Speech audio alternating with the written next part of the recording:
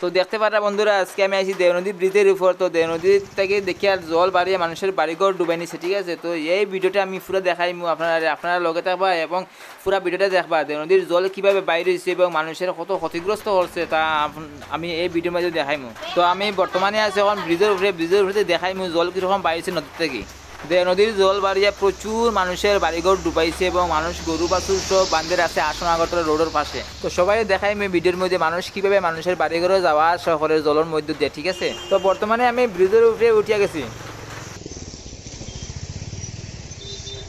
তো নদীর থেকে প্রচুর জল বার হয়েছে, বাড়িয়ে মানুষের বাড়িঘর ডুবাইছে, দেখাই যার সামনের দিকে। আর মানুষের যত ফিশারি টিশারি আছে সব ফিশারি ডুবাইয়া পুরা সমান করে নিয়েছে, ঠিক আছে। তো না জানিও কত মাছ বাইরেব, কত মাছ নদীর থেকে উঠবো। আর এদিকে জল আর জল দেখা যায়, যেদিকে চাই শুধু জল আর জল দেখা যায়। তো আমরা যেমন এই পাশে গিয়ে দেখবো নদীর জল কত বেগে চলছে, ঠিক আছে। এইরকম বৃষ্টিতে এত জল হইলে আর জানি কি তাই মনে হয় আসাম আগরতলা রোড পুরো ডুবে নিব। তো আমরা আছি ব্রিজের উপরে, তাহলে কিছু বুঝতাম পারি আর না জল কেমন হয়েছে না হয়েছে, কিন্তু দেখলে বোঝা যায় যেন সব জল আর জল হয়ে লেছে। তো আমি এই পাশে এলাম নদীর এই পাশ থেকে দেখবো জল কীভাবে নদীর জল বেরিয়ে যাচ্ছে কি না। তো দেখা যাচ্ছে এখানে যেরকম জল নদীতে যায় সেরকমই জল যাচ্ছে, এখানে কোনো অসুবিধা নাই।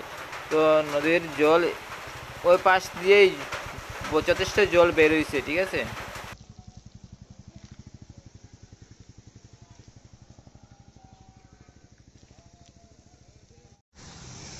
তো সবাই দেখতে পারে যে সামনে দেখো রাস্তার মধ্যে গরু বাঁধা আছে। তো মানুষের বাড়িঘর রাস্তার নিচে আছে, তারা কিন্তু গরু বাছুর গাড়িগুলো সব কিন্তু রাস্তায় উঠে নিছে। আর বাড়িতে প্রচুর জল।